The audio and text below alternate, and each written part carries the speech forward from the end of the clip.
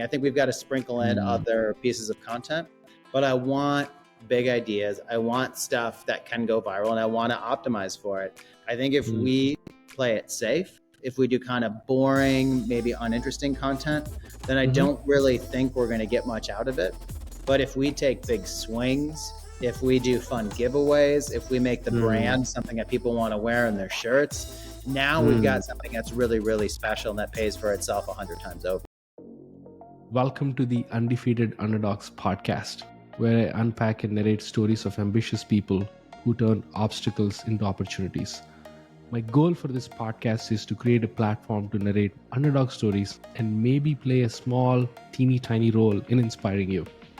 I intend to highlight the underdog mentality and make authentic conversations with people who play the long game, take action with a chip on their shoulder, and convert obstacles into opportunities. Buckle up, as I'll be bringing some authentic founders, VCs, community builders, and content creators who got underestimated their whole lives, and yet they beat all the odds to become insanely successful. Now, today I want to tell you a little bit about our awesome sponsor, Acquire.com. Selling a business is as tough as building a business. As someone who went through this process once, selling my own startup, I know the pain it takes to get to the end zone. This is where our sponsor shines. Imagine this. You're a founder who's built a solid SaaS product, acquired customers, and generating consistent monthly revenue. The problem is you're not growing for whatever reason. Lack of focus, lack of skill, or just plain lack of interest, and you feel stuck. What should you do? The story I'd like to hear is you buckled down, somehow reignited the fire, get past yourself and the cliches, and start working on your business rather than just in the business. You start building an audience, move out of your comfort zone to do sales and marketing, and in 6 months, you triple your revenue. The reality isn't as simple. Situations may be different from every founder facing this crossroads, but too many times, the story ends up being one of inaction and stagnation until the business becomes less valuable or worse, worthless. If you find yourself here or your story is likely headed down a similar road, I offer you a third option. Consider selling your business on Acquire.com.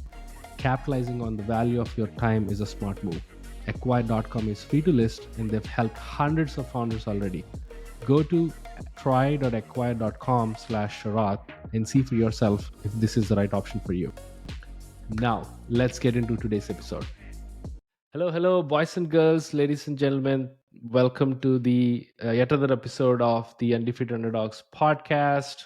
I should slow down a little bit. I've been doing this for a while. I don't know why I got nervous because I have an amazing guest with me who I actually look up to for multiple things. I feel for if you can start looking him as an expert in social media content, marketing. But I feel to me this guest is really I resonate with him on a meta level, the way he thinks and the way he actually really be authentic on social media, which is something I really admire about. But without further ado, Matthew Kobach, welcome to the show. How are you feeling today? Thank you for having me on the show, and I feel like $1,000,000. I feel great. It's sunny outside.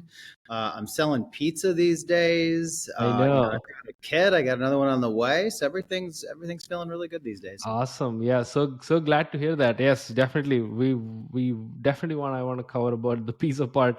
But for folks who don't know about Matthew Kobach, which is very rare, let me guys give you an intro. Matthew is currently working as a VP of marketing at Slice. He previously led content at New York Stock Exchange. He led marketing efforts at Fast, and he did like a bunch of. He owns a social media firm for himself, like a marketing firm, and he's a master of uh, marketing and digital advertising. His tweets are spot on always, and he's very successful in terms of building a strategy and executing it with the team. He's a results driven marketer, and I love most of your all of your tweets about like marketing, how people should think modernly and in this day of age. But yeah, let's dive into the, in the world of Matthew Kobach, how he thinks, how he like kind of like strategizes the whole thing in terms of social media and whatnot. But right off the bat, how are you enjoying Slice? What's with up? How are you feeling about selling pizzas and whatnot? Like I said, I love it. It's always exciting to be able to sell something that you really, really like. And I joke that Mm, I sell pizza. I don't really sell pizza. of I sell course. the technology that powers pizzerias to really get the most value out of their customers. But it's very, it's Right. pizza adjacent. It's a fun category. You can have a really good time with doing Mm, content, with creating ads. right. So I love it. I'm a big fan of the founding team. I met with them a bunch. I met with the executive team. I really Mm, appreciate the way that they're thinking about building this business. I right. really agree with what their strategy is for the next, call it 3 years. And I Of think course. this is a company that's really poised for success. And I wanted to join a company where I believed that the strategy they had was the right strategy, and that if I was added, as a Hmm. key person, that I could help make that Oh, vision a reality. of course. You're I think you're going to be like their strongest weapon in my opinion, because for two reasons. One is, generally speaking, for some reason social media among food chains, food industry is ridiculously well done. Like they have the jazz, they have the sass, they're always on top of all trends. They're quick. Like take Domino's, like Pizza Hut, their accounts are followed by millions of people. And Hmm. usually B2B businesses, B2C, startups, they take lessons from how to run social media from them. I personally learned a ton how to buy, like how to get into people's mind in a very creative way. Yep. And two, you're extremely creative, so it's like it's match made in heaven. And I can't like wait to see what you do in the future for Slice. uh right off the bat, another thing, let's go back to your early days. Let's go back to 2007, where you actually started like educating people about social media, when it's still kind of like taking the space. Yeah. What are some things you did in the early days that you find very interesting, that you're still using in 2023? Yeah, 2020, we're going 2007. way back if we're going to 2007. Yeah. Yeah, that's when I started. I'll get for a little context for people who don't know my history. I thought I was going to be an academic. I thought I was going to be a professor. Mm. And in 2007, maybe it was 2000. I don't even remember the years. I'll actually trust you that you got the years right and I don't. Yeah. I have it. Um, yeah, you have it. I was starting a PhD program, and the way PhD programs work is that you pick an area to be an expert in, and then Mm-hmm. like that's your career. That's what you do. And I Mm. was doing this mix of marketing and psychology, and really the way that media impacts and affects people. And Mm. social media had just started booming, and it was very clear that this was going to be a thing that wasn't going anywhere. So I Right. decided I wanted to be like that was my thing. I was going to be the social media expert and the Right. content expert. So I started studying that, Mm. and through that, I learned that a PhD program is very, very slow, and a new emerging technology like social media is very, very fast. Right. So while I was studying it, I kind of started looking at like how these videos and how people were representing themselves and how brands were representing themselves at the time Mm. online was impacting people. And Mm. so from the early days, man, I'm even trying to remember the ways that I got started. I remember I was just looking at all this like branded social media, Mm. and I remember thinking like, this is horrible. Like this like it originally was just like print media that people were Right. putting on Facebook. They didn't know any better. So it was kind of like a flyer that you would get handed or that you would see on a telephone pole and was posted Mm. on social media. And my very like the way that I was writing my dissertation at the time was that businesses on social media needed to act a lot more like people. That there's this like sense of people like interacting with people, and that is, I'm finally getting to the answer your question. That's what's kind of like been the common theme of content and social media that I've created ever since then, because I've got this opinion that you want to put a face on camera. Like, I think that really helps. Or in the case of some of the fast food companies you referenced, they're really personifying their brands. They're having the brands act like a person. And there's a sense that people want to interact with someone where it feels like it's a person. They don't want to interact with something that feels like a brand. And so that's why wherever I went, whenever I was creating content, doing social media, it was important to have, maybe that was the CEO, maybe that was the founder, maybe it was me, maybe it was a host. Right. But I always liked having a person that could kind of represent the brand. So I think it's just more interesting to look at, more interesting to watch. And I think people kind of tune out brands otherwise. Right. And I think back then it is, like you said, you saw the obvious gap. Brands are acting as corporations, not people. And we can talk about ours, like why they did that, which is unnecessary and irrelevant. But in this day and age, 2023, I always refer to this example, like if you observe Apple's design, right? Like in 2007 or 2001, the early days of when they actually revolutionized the manufacturing itself, nobody else was doing it. And now everybody's packaging is like Apple style. Everybody products design is Apple style. Everybody's website is Apple style. Like, that's the standard people are aiming for. So in this age of social media, going back to the question, what do you think about how do you differentiate people who are already representing themselves as people, like brands representing themselves as people? Like, what is the differentiation factor? One thing I observe is being very funny, sassy, like on top of like trends, and make it really, really relevant. And I would love to know your observations given in this age. Yeah. I don't think there's a one size fits all answer of like what needs to be different, because the thing is what's different for one brand might be completely redundant for another brand. Like you said, you're talking about, the personification of a lot of like quick service restaurants and fast food restaurants. If a B2B SaaS company was to do something like that, it would stand out because it's so different, because you get compared against your competitors, not against like the best in class. Right. So what's interesting to me is when I think about content, I think about what gets the most views, and that's how I'm approaching it. I'm viewing organic social media, at least right now for Slice, as awareness. I literally only care that more people saw our videos this month than they did the month before, or saw our posts more this month than the month before. And I want the content to be pizza food adjacent, or, that be the star of it. But I don't need something explaining what Slice does. I don't need someone saying download the app. I don't need someone saying order it. I don't need someone saying to businesses, hey, make sure that you partner with Slice. That to me gets really uninteresting. That to me is boring. But then what do you actually do then? Okay, so you've removed some of these barriers of like making boring content.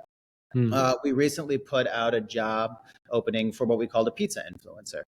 Now that was very deliberate, so because we thought we'd get some PR and press coverage, which we did, and so happy about that. But really what this is a content creator. And so I am looking at this almost like a media company, or like a Mr. Beast kind of like approach. I want someone who's got really, really big ideas that can make videos that people are going to DM their friends. Like that to me is the sign of a good video. And that's what I went through this job interview process. That's what I told them the job was. That's what I want them to optimize for. And so to me, the content I'm making, the way that I want to differentiate is like, what are the crazy big ideas that people have never seen that are going to make people want to watch it and then share it with their friends? And to me, it is a little bit of this like Mr. Beast style of content that I think you can kind of, start with an interesting idea, and then you're always trying to figure out how to top yourself. And as long as you're getting more views, you kind of have the budget to top yourself and do more interesting things. One of the videos I really liked, we had, sorry to rewind, the pizza influencer, they had to submit a video to apply. And one of the videos I really, really liked, and we're going to work with this guy, he ordered it's like an 11-foot pizza or something. It was like super, super long. And he like had this crazy idea that he wanted to like deliver it across New York City. It was like he had to go from, I forget, the, financial district to the Upper West Side or something. Right. And he had to like talk people into helping him carry, and he got into a taxi, and it made this like really compelling, really felt very New Yorky because he had all these people on the street that were like talking to him and interested in helping and stuff. And it was this video that he then shared on his own. We didn't actually share it. That ended up getting millions of views because it was such this like clever concept that was well executed and sounded crazy. I think the premise was like the hook was, I'll pay you $500 to deliver this crazy sized pizza, to the Upper West Side or something.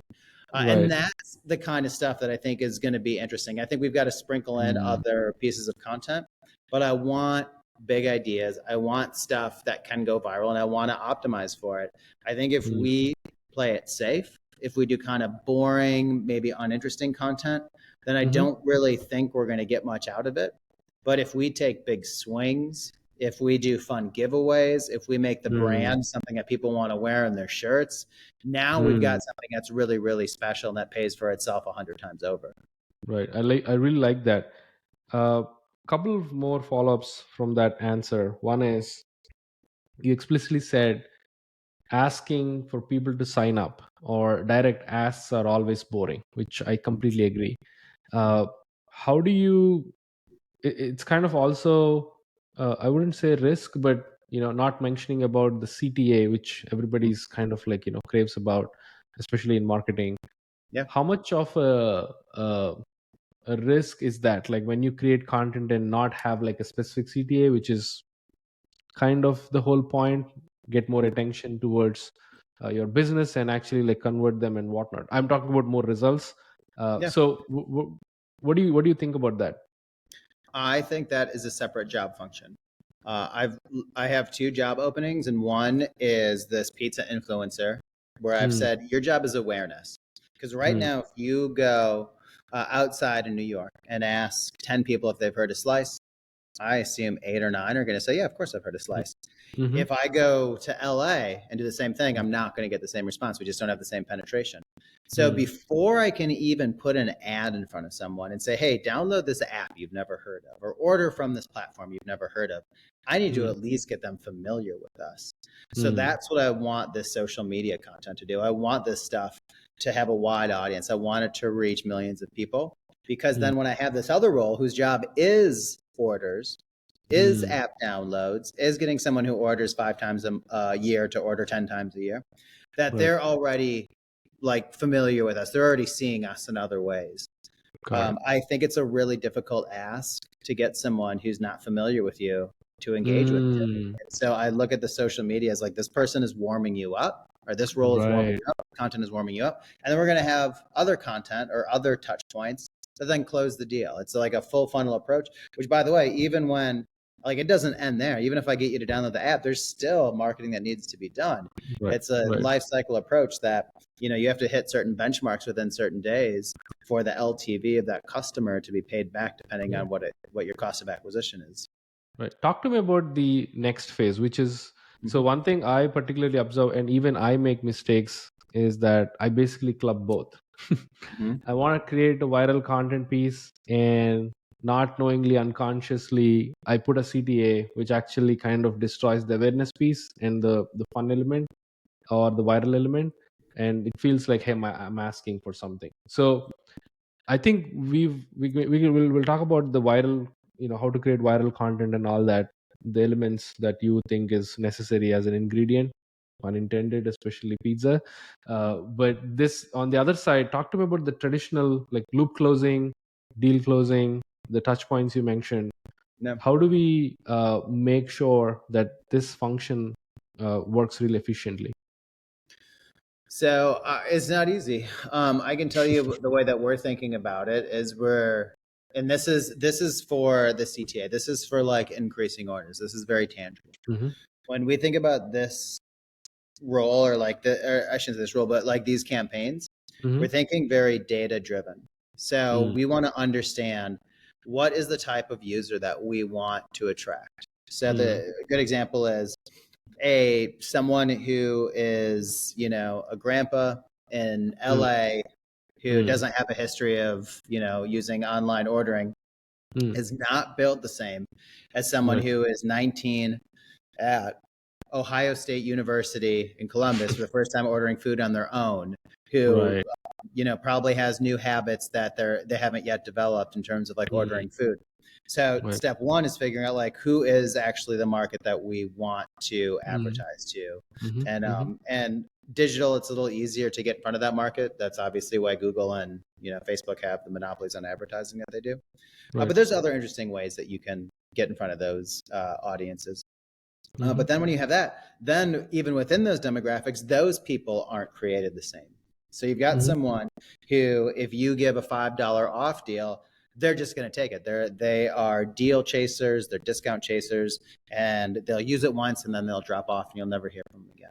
And Mhm. then there's people who need a deal to like kind of coax them a little bit to like, all right, I could be like, this is something I could use, but I'm going to need, the right kind of hook to start using it. And so you've got to figure out like how do you target just those people as opposed to Mm. someone who's just going to use it once and then never again. And then Mm. with us, since we're a marketplace, it complicates it even more, because if you go, I'll use Etsy as an example. Right. If me and you were convinced to go on Etsy and we go there and there's nothing on there that we want to buy, that's Mm. worthless. Like Etsy's wasted money getting us. So they better make sure that there's something we want to buy on there, and they better make sure that we see it really quickly and really easily. Correct. It's not all that different from Slice. If you are opening up the app and you're looking to order something, I better have your favorite shop on there. So a Mm. lot of then what I'm doing is going and looking in different geographical locations and saying, do we have enough penetration on the shop side to Mm. do meaningful consumer marketing? And if we do have enough penetration in a shop, what does penetration look like? Is Mm. penetration 30%, 50%, 80%? Is it Mm. based on the like best shops in that area? Because maybe 20% penetration is great if I've got the top 10 shops and that's all mostly that area eats from. And maybe Mhm. there's another place where I've got 60% penetration and normally that's really good, but I don't have any of the top shops. So Mm. these are all like the different things that we've got to consider, and we've got to look at the data, which we do have, before we go do anything meaningful in Right. terms of direct response ads where I've got a CTA where it's download, it's order more, or whatever it might be. I love that. I think it's very analytical. It's always numbers that actually decide and helps you make decisions. I love that. Now talk about like I would your. I thought of a metaphor that I like. The data tells me where to fish. The data goes, you Mm. know what? You're in the lake, and this part of the lake has a lot of the fish that you're looking. But what data doesn't tell me is what bait I need to put on the hook. And so like that's why you I have love to that. have both of these. Like the bait on the hook is the creativity, is the like, all right, I know there's all these fish here, but if I've got really, really shitty bait, they're not going to bite Mm. anyways. I'm not going to attract them. It doesn't matter. And then Right. conversely, if I have a really, really good bait, but I'm going to the part of the lake that doesn't have any of the fish I want, I'm not going to get any fish either. So like both of these are key components to the like Mm. marketing stack. And so yes, you have to be analytical, but yes, you also have to be creative. Right. I love that. And now talked about. I love the analogy. By the way, the metaphor is so spot on. We'll definitely use this clip uh, for marketing this episode. But talk to me about the virality piece, content going viral. Uh, Mostly out of the box thinking, doing something that really shocks people, right? That's the trend we're seeing on TikTok or Reels, or the vertical content type, short Mhm. attention span, doing something ridiculously out of the box works. So what is your take? What is something that you're applying at Slice? And this pizza influencer, what are Mhm. your guidance to him, or what is the direction you're giving to them? Yeah. So I'll be honest, I hired this person to figure that stuff out. I don't have all the answers. The Mm. way that I'm approaching it is I think we need different content pillars, or like content series, for lack of a better term. Right. We need to come up with 3 ideas, and then we Mm. need to go. And what I want is I want ideas that are replicatable. So I think we've got space for like one-off big ideas, and then we've Mm. got space for essentially content series where we could do it once, film it once, then film it again, kind of change a few things. Like a good example would be you have a game show on the street and you just Mhm. ask trivia questions or something. Mm. You go film a dozen of those. And so Mm. what I want is I want someone who's going to come up with a dozen ideas, and I'm going to Mm. work with this person and say, all right, let's narrow it down to these 3. Let's go film 3 or 4 of these 3, and let's just put it out there. I don't have any preconceived notions about what's going to work, what's going to get people to send this to their friends. I'm not necessarily trying to shock people. I'm trying to grab their attention and keep it for 30 seconds, 60 seconds, 2 minutes, whatever the length of the video is. And to me, that's all based on ideas. Like, how many good ideas do you have? And then can you execute on those ideas? And then the audience tells us. So if I've got 3 ideas and one of them's really, really good, one of them doesn't take off, and one of them's kind of in the middle, cool. We cut the one that isn't working at all. We retool the one in the middle, and we double down on the one that really, really worked. I think one thing that a lot of companies do incorrectly is they'll have an idea and it works really well, and then they go, what's the next idea? Instead of going, hey, I've got this idea, it worked really well, let me do this until it is so boring and no one wants to watch anymore. It's like you're digging for gold, you strike gold, and then you stop digging because you're like, I got enough gold. And it's like, no, there is so much more gold there to mine. Like, why would you go somewhere else and dig for gold? Like, what you're looking for is right here. So do not stop until you have mined all of the gold out of that idea. And then you just rinse, repeat. You do this over and over and over and over and over again. And maybe you do it with freelancers. Maybe you do it with, like, you need different faces. You can also assume too, a pizza influencer. I live in Atlanta. We're both in Atlanta. A pizza influencer in Atlanta is probably going to look and sound a little different than a pizza influencer in LA, than a pizza influencer in Denver, than a pizza influencer in New York. Is you got to figure out, like, how do you speak to, like, kind of those areas? I'm going to make content that might resonate a little more strongly with a different spot. Yeah, I think I kind of want to add on that what you said. Geography is such an important piece, especially when you create content that is relevant, right? So, for example, I think if you hire someone in Atlanta, probably they should have like a Georgia Bulldogs hat all the time, right? That actually resonates, and probably they should do some sort of, like you said, delivery to Georgia Tech. No, and they should honestly they should have an intimate knowledge of like Georgia culture and Georgia food culture. Like, they should know the shops. They should probably have, like, ideally they would know a shop owner. They could do like really interesting things. They could find, like, the maybe less known spots. They could go to the really, really popular spots. But if and I could do that myself in Atlanta right now to some degree. But if you sent me to Denver, I wouldn't know where to start. And, like, that's what would happen is if you just have one person who's doing all this content for the whole United States, like, you really can only max out at a city specific knowledge. Right. And when you inspire these folks who are figuring out the content, in your words, do you suggest them to steal ideas from? Oh, for sure. 100%. I am a ruthless idea stealer. I am one of the people who is of the belief that, like, everything under the sun has already been done. And whenever you, like, it's funny, I want people to steal ideas, but we need to make them our own. I think a really good example is Dave Portnoy. So he does the, like, one bite pizza review. I saw a lot of videos that were just a ripoff of the one bite pizza review. And it's like, if you're going to steal an idea, you got to make it your own, and you can't make it so obvious that you stole it. Like, what I want is someone, if you're going to steal an idea, I would like this person to go, all right, Portnoy has the one bite pizza thing. We're never going to be as big. It's always going to be a cheap knockoff. Sure. But maybe what we could do is, like, I don't even think you could do one bite. You could do, like, what's the best thing on your menu that isn't pizza? And you go to all these pizzeria shops and you do something like that, and you give it a rating or whatever it is that you do.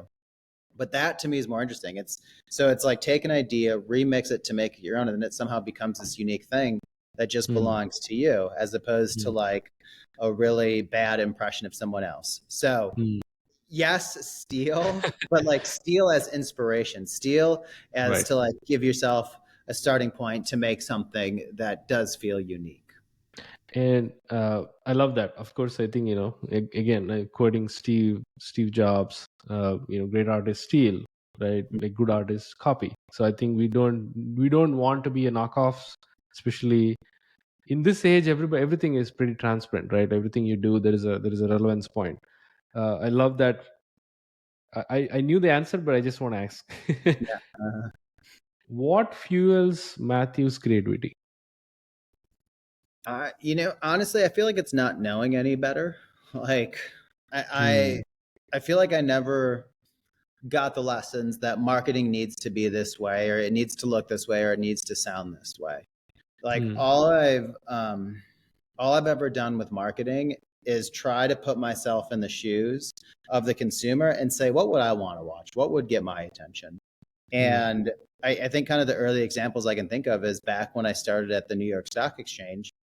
I Hmm. inherited the social media and the content when I Hmm. joined. I think whoever had it, they left or something, or Hmm. Hmm. honestly, they probably fired. But I got it, and I remember my boss was like, all right, whatever you want to post. And I looked at like the old stuff that they posted.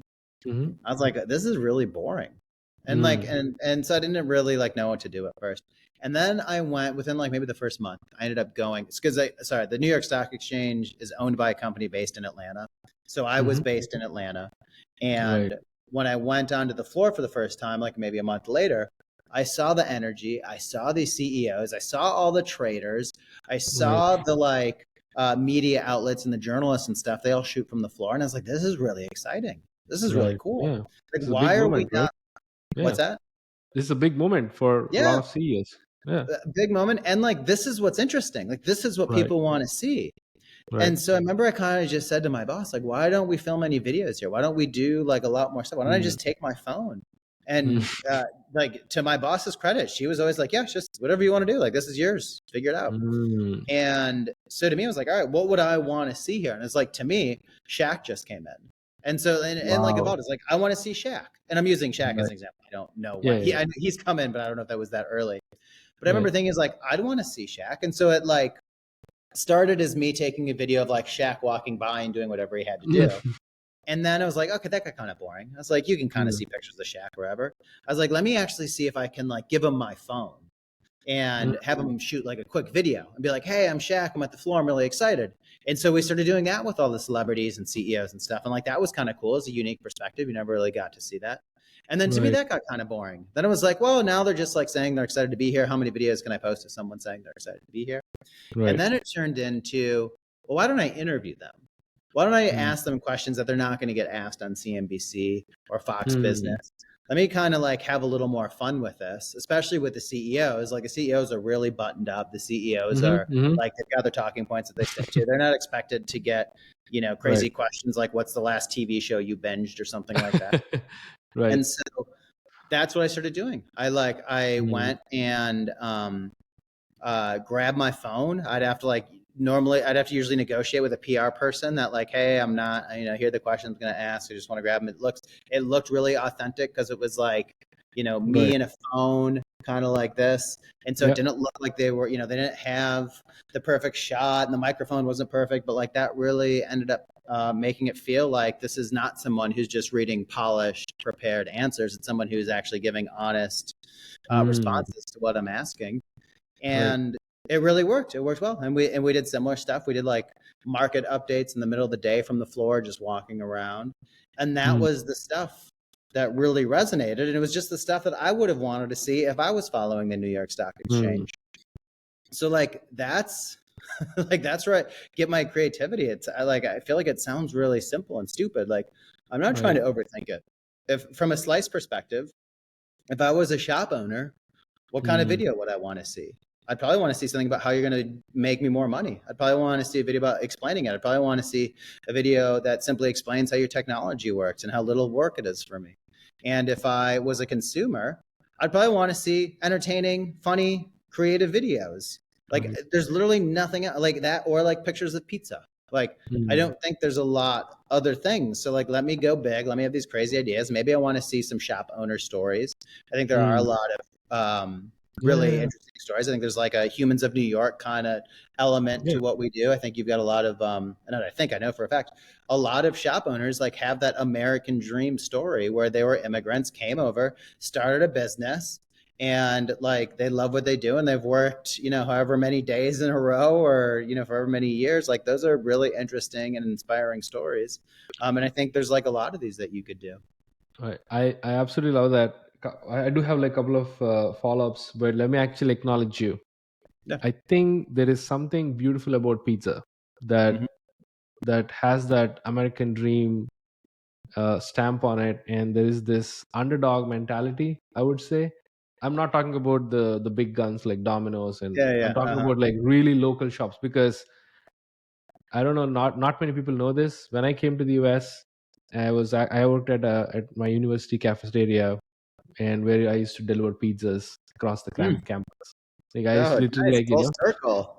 yeah. Yeah. So that's one. Number two, I literally worked at a local pizzeria, in Houston, and Mhm. I know like how hungry the owner was. Even till today, I believe he was still like passionate. He was like, he wants to make sure that the customers are having the pizza delivered on time, and he makes sure that we feel comfortable. We give all the resources, like whatnot, and that to me is like the driving force. I would highly recommend you should do, like, just like how you said, pizza, humans of pizza, whatever, or pizza underdogs. That can be a Mhm. thing, that can be a show. 15 Yeah. minutes, where did you start, where are you right now? And there's other thing, I think there is also like a family angle to these Yeah. areas. It's your brother works there, your cousin works there, your kid works there. Exactly. 100%. You inherit from your father, you inherit from your grandfather. There is that like long, like long game concept as well. So there is a lot of you know meta in pizzerias. Yeah. uh Absolutely. Couple of questions. So one is, you seem to be like someone who executes scrappily. Like, you don't need like a perfect solution or a well baked Yeah. content product, right? uh where did that philosophy came from? Like, execute quickly, Mhm. fast, learn, and whatnot. It likely came. So you mentioned this at the beginning of our conversation. I started a social media marketing firm. I don't even remember when, 2010, Mm-hmm, something like that. mm-hmm, mm-hmm, And it was me and two other people. And I think it came from them. It was like, again, not knowing any better, just going, I need clients. I know how to make content. I know how to buy ads. Let me just like do whatever I think's best in a given time. And I didn't have, I literally just had to go from like business to business and, word of mouth and do that. And so it was this idea of like not knowing any better. Like I didn't have a budget. I didn't raise any money to do it. The only money I had to reinvest in the company was the money I was making. mm, And so I think it just all comes from that. Like I think that there are a lot of interesting ways that you can move the needle with marketing that don't cost any money. And in fact, I think those are the things that you actually need to do first. A good example, I use this example often, or use this person often, or reference them often, is Roy Sutherland. He has a oh really good yeah, book. yeah, legend, Yeah, legend. He's a legend. and the book's called, I think it's just called Alchemy. Yeah, Uh, alchemy. Yeah. yeah, absolutely read that book. You could read it in a weekend. You probably read it in like an evening. But it's so good because it's this concept of like marketing has this ability to turn lead into gold. And it's Mm, literally like by the way that you describe something, by the way that you photograph something, by the way that someone interprets your message, you can take mm, something that they were completely uninterested in and turn it into something that they need to have. And that's currently what I'm trying to do at Slice, and what we're working on is like, how do I get shops to understand what we do really succinctly, really simply, and then all of a mm, sudden make them realize I would be stupid if I didn't have this. mm, Now, there's a lot of things that have to happen before. We have, like, you have to believe in the product, and I do believe in the product. That does make it a no-brainer for shops to use. mhm, But I look at it as my job is to describe it in such a mm, way that it's easy to use and describe it. And the criteria I use is, all right, so we pitched a shop owner, and let's say we even gave them the full pitch. If they're, like we said, it's a family affair. So he or she goes, well, I got to talk to my brother. And then before I make a decision, they call their brother. What are they going to say to that mm, family member after our pitch? How will they describe us after we've described ourselves? And if we are not giving them something really easy to grab onto, to hold onto, that they can remember, that they can then share to someone else, then I think we're missing that alchemy magic. Like, mm, it's this idea that some of the best companies of the past decade, I think were really easy to comprehend. So it's like mm. Uber, cool. I got like a taxi in my pocket. Yeah. Airbnb, I can find an extra room or a house in a city that I want to go to, and I don't have to go to a hotel. That's what I think it has to be for most brands that want to scale really quickly. And so we're figuring Mm, out what that is. And so, like, that doesn't cost anything. It costs sweat. It costs thinking about it. It costs trial and error. mm, It costs coming up with 10 different ways to describe the company and figuring out which one feels right. It costs talking to the founder and the CEO, who's got like a really strong vision and understands the company more intimately than anyone else, and figuring out like, how do you think about this? How do I take what's in your head and get it on paper so that shops can, easily understand, digest, and share that same information. And so it's only once I've done that then I even want a budget to then get it in front of a lot of people. Again, it goes back to that like bait, like, do I have the right bait? Like if I don't have the right way to describe it, why am I going fishing anyways? I'm like, there's going to be such a leaky bucket. It'd be like, I could go fish with like some really crappy bait and I'm going to get some kind of crappy fish. Or if I get the really, really good bait and I've spent time and I figured out a value, perhaps I figured out the right way to describe our company, I'm now going to get shops that are going to be bought into what we're doing, are going to be more invested in working closely together, and are going to have success with the platform. Like they need to be bought in a little bit too, and how you describe it matters. I love the being simple philosophy. Simplify in a way that you're basically imprinting your brand's identity, what you do in people's mind very quickly. I love that. Another question I feel, which is going back to your previous answer, you said you wanted to do something, especially content creation, where you feel like it is something I want to consume, right? It's for me. I'm doing this for myself, to excite myself, test my curiosity and whatnot. I do the same, and 90% it succeeds because you have that conviction and the gut being right. What about the other percent? What about the 10% you fail miserably, that, oh my God, this didn't work well, this content piece, whatever. So how do you handle the other 10%? What do you learn? How do you pivot? How do you move quickly? Here's what I tell my team when we have marketing campaign or anything. I don't care if this is successful or not. Like I want it to be successful. What I care about is if it was unsuccessful and we didn't learn anything. So like I can have the failures. I don't care. Like it just comes with the territory. It's like, obviously I want to hit a bunch of home runs. I like, that would be the dream, but I'm also realistic and knowing that like not every piece of content, not every marketing campaign is going to be successful. And so if we do something that isn't successful and we leave with going, well, I don't really know why that worked, but we're on to the next thing, that is unacceptable to me. Right. But if we go, hey, we did this thing and you know what? I think it didn't work. And it was a combination of these three reasons. So we've got to now decide, do we try this again and we change those three things? Or do we just say, even if we change those three things, like we got enough signal that it's not going to work anyway, so let's scrap it. Like that's where I want to be with failure. So you can't get bummed out by something not working. Like I especially like social media is a great example. There's so many tweets I write where I'm like, this is going to be a banger. People are going to love it. It's going to get 100,000 people see it easy. And then it completely flops. And then there'll be something, I'll just like kind of a random thought I'll have throughout the day off the cuff that I post, and it does crazy numbers. Like that's the stuff you can't predict. That's why too, with this pizza influencer role, it's an idea game. I need you to come up with a lot of ideas. Like social media is this insatiable beast that even if we do it once, that is not enough. I need like hit after hit after hit after hit. And that means there's going to be a lot of strikeouts. And I'm okay with the strikeouts. We just like, what I don't want to do is like strike out 4 times in a row because we didn't like change our stance, or we didn't change our grip, or we didn't like pay attention to what the pitcher was doing. So that's how I think. I just, rejection, failure, it just is a part of life. Life's a lot easier when you realize that like that's just what happens. And then if you can just turn it into, I don't want to say a positive, but you can turn it into something that you can improve upon the next time. Like that's how you succeed. I love the authentic, take on things we do. I feel the other thing is expectation setting for your team as well as yourself. Like, okay, this is just an experiment. It's not like a sure shot. Nothing's a sure shot. Yeah.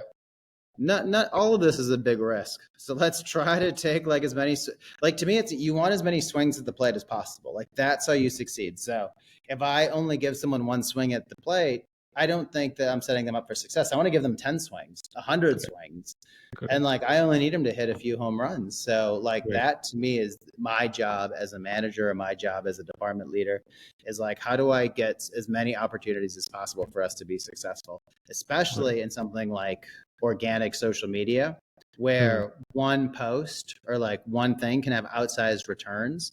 Like there's literally, like, we could do a post tomorrow that goes completely viral, and all of a sudden everyone in the United States knows who we are. Like that is the ceiling of it. And like that is a really high ceiling where I can't buy ad campaigns that could do that short of a Super Bowl ad. And even then, half the people aren't going to pay attention to the Super Bowl ad. Right. So I think there's a really, interesting way to think about that kind of, risk to reward when it comes to organic content creation. I love that. One of the things I also want to touch upon is you do things in a very public way, like in a very public setting. There is no secrecy, it's all transparent. One of the things I learned from you, this is like 2021, if not 2020, is when you did the fast social strategy, like really revealing it. Hey, this is what we're going to do, and you did it. So what do you think about marketers being public these days? Some of them are, some of the startups are very stealth, and they're still building. They're like, in a very early stage, but they want that user exposure. What is your message to them who can be public but yet to get that Well, creative energy going? I can tell you what I learned about doing it from the fast side. So fast was a marketplace as well, B to B to C company. Right. We were a payment processor. We needed people who were buying stuff to click our payment button as opposed to any of the other options. But before then, we needed a business to put our button on their website. My job when I started was the consumer side. My job was to get people really excited, want to buy stuff, use the fast button. And what I learned was we went a little too fast on the consumer side. So what happened was we got people really excited about the brand. We got people really excited to use the product, but we weren't on enough websites yet. So to like extrapolate that to a lesson that's maybe a little more applicable is you've kind of got to make sure that you've got the MVP, and like an MVP can be different depending on, what industry you're in and what product you're creating. But to me, it's like a very similar idea again is, do I want to do a really big consumer ad campaign for Slice in a city that I don't have a lot of penetration for? It's like, no, I'm getting people excited for something that they can't really use. If there are no pizzerias within Slice, what would you do with hungry, people, right? Like, that makes. I would say that I have my time is better used else places. And that there are plenty of markets where we do have enough penetration, and I need to focus on there.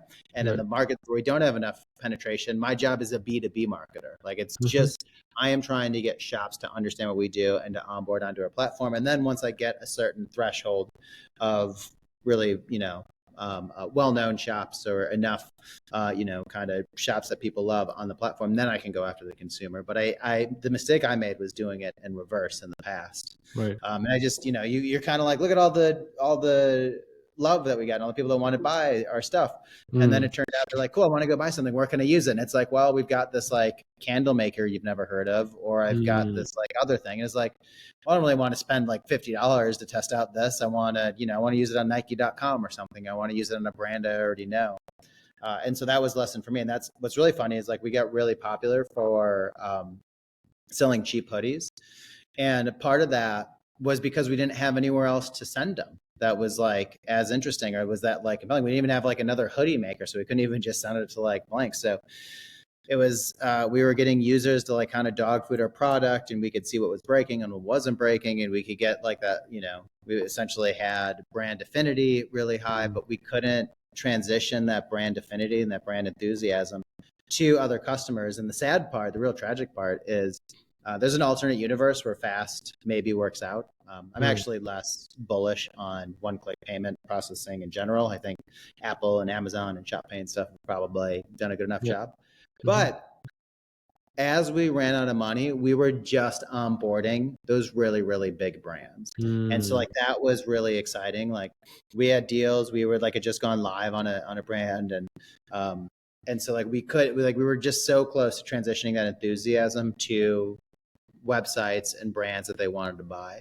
Right. But we were, I don't know, probably 2 years too fast, or maybe 18 months too fast to like kind of ring that consumer bell. Because that is something too, is like if you ring that, you can only ring it so many times. You know, I can't keep getting people excited about our brand when they don't have anywhere to use it or anywhere to like interact with it. I think the hype should meet the substance.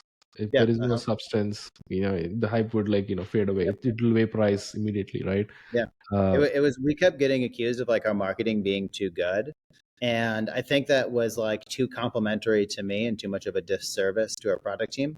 The marketing didn't match where the product was. Yeah. And like that was the biggest lesson to me, is like your marketing has to be as like keep pace with where the product is or where distribution is. And we didn't do that. Yeah, I like that. Yeah, love that lesson. Let's switch gears a little bit, and I want to talk about Matthew as a dad. How are you enjoying being a dad? What do you do? Like, what's your favorite pastime with your kid? What is something that you're teaching him on a personal level? So I love it. I'm totally bought in. I know that there's some people that kind of mourn their non-child life. I don't. He's still pretty young, so he talks, but he's not saying sentences or anything. So he's not even 2 yet. Right. But he says to me outside, and so I come. I try to pick him up from daycare every day, and I pick him up, and he's in the car, and he's wanting to listen to Old MacDonald, and he's dying to go outside, and he just says outside, outside, outside, outside, outside, and so we go outside, and I think he likes going outside because he likes seeing airplanes. And he doesn't call airplanes; he calls them deltas. So if anyone from Delta is listening, you've got an Atlanta toddler influencer. He's dying to do some work. He's going to go on an airplane this Christmas. So I'm excited to get him on there. But we've literally gone. I don't know if you know this. There's a private airport in Atlanta that has a restaurant up to it. So you can go eat dinner, have drinks and stuff, and you can see all the private jets come in and take off and stuff. And we took him there, and he had a blast. And so every other word, Delta. So my favorite thing at this age is being outside with them and watching him like just get excited as deltas go over his head. Talk to me about your work-life balance. How do you, what are the things that keep you away from anxiety, stress, and what are the things that keep you like really like, I think Naval tweeted about this, if you want to get into flow, either you have to create, play, meditate, and exercise or something like that, right? What do you do like to keep you sane? The things that habits and whatnot. So I'll talk a little bit about my work-life balance. I don't know that this is unique. I feel like I'm predisposed for this type of work or this type of schedule. That is, give me, I pick up my kid at 4:30. Let me pick up my kid at 4:30. Takes a half hour. Go there, bring him back home. And maybe I hang out with him for another half hour. And then let me like log back in. If I've got more work to do, let me come back in at 6, 7, 8, 9, 10, whatever. So the flexibility of like, I don't have to be in front of my computer from 9 until 5. I have a certain amount of work that I want to get done each day or each week or each month or each quarter. And like, that's what it is. A good example is I worked like a couple hours on Sunday and I didn't mind it. Like I knew it was a trade-off I was making earlier in the week. Right. And that stuff actually like gets me like that actually keeps my work-life balance good. Like I'm not the person who needs to unplug for 2 days and not come back in. I'm the type of person who likes to check our Twitter handle and likes to see what we're doing on Instagram and likes to like make sure that if anyone slacked me that I don't have a bunch of Slack or emails waiting for me on Monday morning. That like unplugging when I know I'm not disconnecting for a long time from the business, that's the stuff that actually stresses me out more. I don't like that. I'd rather like do a podcast interview at 1 in the afternoon or 2 in the afternoon. I'll come back to a bunch of Slacks, I'm sure, and deal with that, as opposed to like we would have to do this on a Saturday otherwise, like that. that doesn't do it for me. But in terms of like what I do to stay sane, it really is. It's being outside with the kid. We go on a lot of walks. It sounds dumb. Like Nice. if you are feeling in a Oh, rut, not if at you are all. working and you're like, I can't do this, like you just go outside, man, go for a Yeah. walk. I try to jog every morning. Nice. You know, I used to do like sports and more, you know, like more physical fitness kind, you know, like take like boutique classes and, you know, solid core and Orange Theory and all that stuff. But now it's like I got time for a 45-minute run and I can come in, and lucky enough we're all in you know, Zoom world, so no one knows that I stink if I just throw on a hat after a jog. Yeah. But that's stuff. It's like you keeping your body in motion, getting outside, taking a walk. Hopefully, if you can take a walk without your phone, even better. It's just kind of like letting your mind wander a little Sure. bit. I end up finding that my like the stuff at work, I have the biggest breakthroughs at work when I'm like not actually working. You know, it is when I'm out for that walk at 8 a.m. or something, or it is like when I'm kind of like unwinding for the day. It's like that's an interesting way to describe our company, or this is an interesting idea, and I try to jot it down really quick. Right. But like I don't want like, so it's funny to me when people say work-life balance, I don't exactly know what they mean, because it's like it's all my life. It's all like I don't have like a kid life balance. If I got a call today, like just right now that I Right. had to go pick them up, I'd drop everything. I'd be like, this is Yeah. like, it's just this part of my life. My career is Right. part of my life. My relationship is part of my life. And so it's all kind of just happening at the same time. And I carve out time to do deep work. Right. But I'm not carving out 9 hours to Right. do deep work. I got like different things that I focus on for, you know, 30, 60, 90, 120 minutes at a time. And that's Right. about the max. Yeah. Basically, I think what you're saying is you basically have to blend all things. If you started, even I'm realizing that like lately, when you know I have a 2-year-old toddler too, you basically have to mix up. If you kind of separate, that's where you kind of also like have different expectations. It's Right. good for certain times, but I think, you know, there is no right or wrong answer here. Everybody has their own thing. And like to your point, being yourself in nature is the simplest, the most free thing that you can do to have like a sane life, right? Like, you know, just Yeah. for going for a walk itself. One of the biggest criteria. So I bought a house a little over a year ago, or I should say, I moved. One of the criteria is like it needs to be a walkable neighborhood. Like I need to be able to like either walk to the downtown area, walk to a coffee shop, or just walk around. And so just because I understand like how important that is to like my mental well-being, it's not something, you know, I don't think I go crazy without it, but it was like my life is dramatically better when I'm able to incorporate that into my life. Yeah, I love that.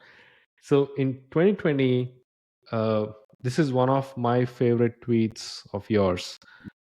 You tweeted about Twitter is a lighthouse for like-minded people, and you preached about it. And I think it hit me so hard that I started like, you know, living it.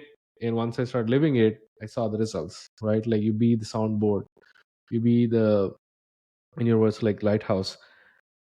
Do you think X is still the same way, or what changed, and where should be people like, you know, focus on in this age like 2023?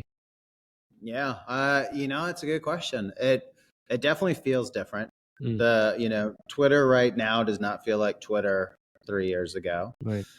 But with that said, I still think I think it's just like I mean this as a compliment. It is like a cockroach company that will just refuse to die. It can survive a nuclear explosion, Right. and it's still going to be around because like the people that Mm, have like really interesting things to say, like they want an outlet for them and for saying those things, and there's like this is the spot for it. So I still, you know, like maybe you lose some people, maybe you lose 10% or even 20%, right. but there's no other collection of that. So I still think this is the space that you go Mm, to share your thoughts, to share who you are, to share what you're interested in. mm, And you end up attracting that kind of back to you if you do so in a thoughtful way. So mm, it's slightly different, but I think the essence of that is still there. mm, So I don't know of a better place to do it than Twitter. I don't even have a good second place that jumps to mind. mm, I will be that person who is, you know, going to this cockroach company 30 years from now, 40 years from now to get my news and to interact with people because right. it's just where people share it. It's got enough momentum that I don't think anyone else stands a chance really.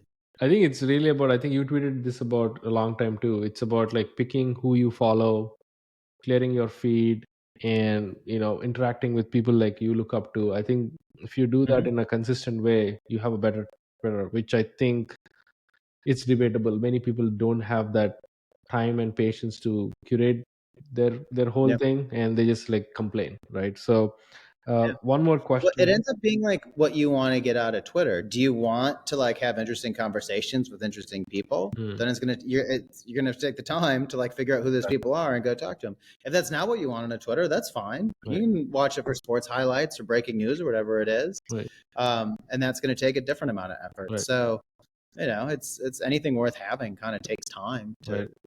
you know to manifest kind of thing. Yeah, I know we're on time, but I do have one more question. I have like some other questions I didn't ask. I wish we should bring back to you. I talk a lot, so that's my mistake. No, no, no, no. This is gold content. I love the fish analogy, the bait. That's all pure gold. Probably like we should do like a part two sometime, like in the next end of this year. One question which I think, couple of questions. Sorry, one thing. Talk to me. You're a big believer in the serendipity on the internet. You've created opportunities for yourself. You created opportunities for others. You've collaborated with people like Jack Butcher, David Burrell, like a lot many others by being in that mindset. Talk to me about it in a way that the current generation, the Twitter folks who are using Twitter, they're not using that mindset a lot.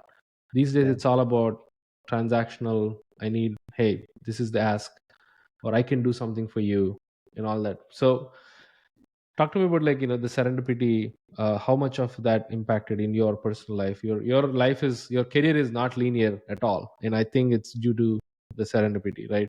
Talk to me about it. Yeah.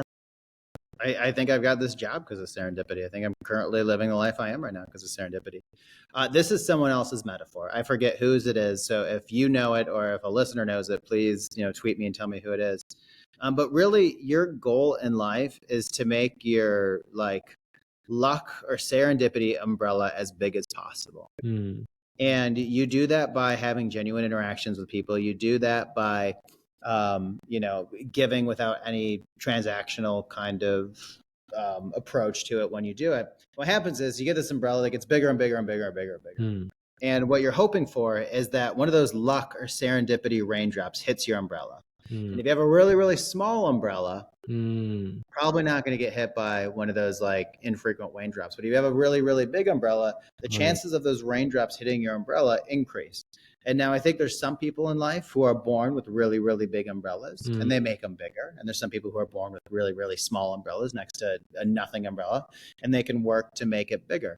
Right. I think the size of how big you can make your umbrella, or I shouldn't say, I think the size of it that you can eventually get to is uncapped.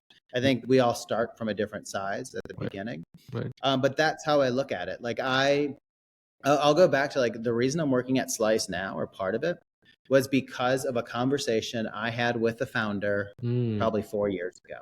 One conversation. Wow. That was it.